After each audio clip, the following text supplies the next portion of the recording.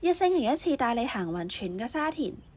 今日嚟到新翠邨商場，係咪有啲熟口面呢？好似有啲似上集嘅隆亨商場喎。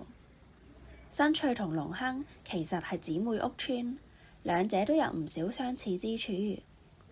原本兩個商場嘅中庭都係園林，不過而家得返新翠呢個仲存在。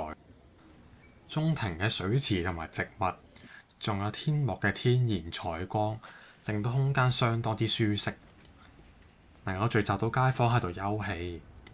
屋邨嘅入口有個新翠邨嘅標誌，而翠田街嗰邊咧仲設置咗個英文名㗎喎。